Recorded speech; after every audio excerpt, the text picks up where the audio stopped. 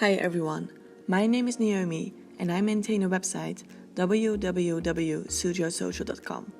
Based on my experience, adapting and understanding to Chinese culture and lifestyle can be a challenge. Well, I will help you to make your life a little bit easier here in Suzhou with my practical survival 10-step guide.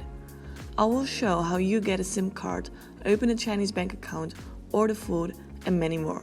Hopefully, I didn't forget any important steps, but if I did, please let me know in the comments below. This will definitely help others. Okay, well, let's get started now. Sometimes it is pretty difficult to catch a regular cab. You don't see them that often. Nowadays, so many people use Didi and it's similar to Uber or Grab. Well, Didi is definitely cheaper than a regular cab and I also think it is way more safer. I just use the Chinese version of Didi. It takes a few times, but it's pretty easy and user-friendly. But of course, also in this video, I will explain to you how you can use Didi, but then the English version. Of course, you can order Didi by WeChat, like what can you not do with WeChat?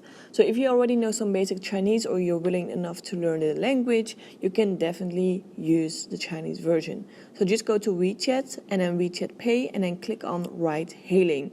Sometimes it's called like order taxi, but in my phone it's called ride hailing.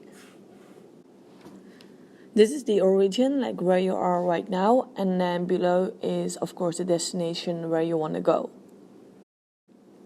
So everything is in Chinese, so you have to write in Chinese, in characters. So add the language on your keyboard. What you also can do is of course just copy the Chinese address, but always make sure that it's the correct address. So let's say we want to go from XA from South Campus to Suzhou Center, to the mall. So the cheapest option is, well, basically you share the cab with strangers.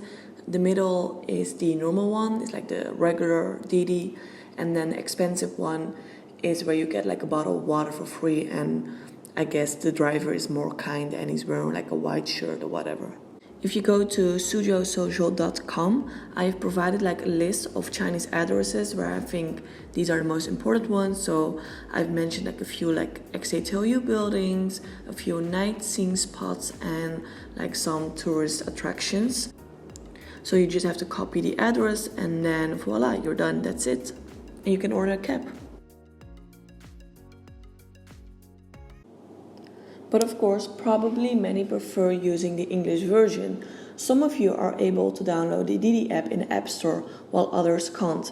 Americans and Canadians, they can immediately download the English version without any problems. But some people, for example, if you're from the UK or Germany or the Netherlands, well, the Didi app is not available in the App Store.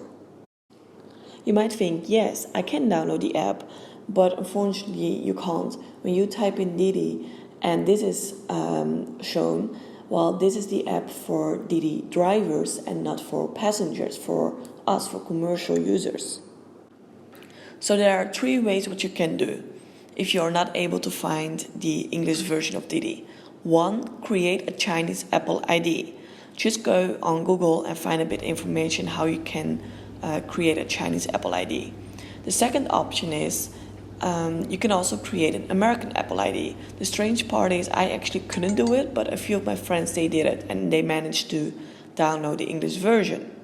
If both of these steps don't work, what you can also do, the most easiest option is to ask a local Chinese whether you can download the app on his or her account.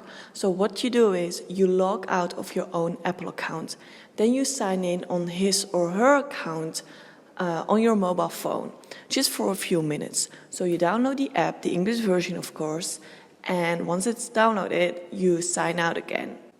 And then you log in again on your own account, and you can still use the app. So just ask your Chinese colleague, your classmate, just your Chinese friends, and then you can use it. Probably many foreigners struggle what to say to the Chinese cab driver, so I will give you 2 tips. The most convenient and wise thing to do is to choose an easy location to skip a call from the driver so he knows where you're standing. Anyways, you can never avoid it, and there's always a chance the Didi driver will call you. So imagine if you're standing at a very busy, crowded street.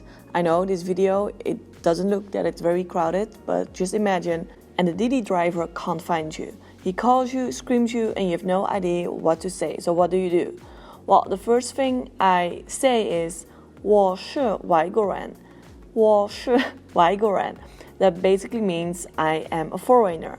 So first of all, now he knows that you don't understand what he's saying, but more important, in a street full of Chinese people, he will look for the lost foreigner waving like an idiot who's trying to find a Didi.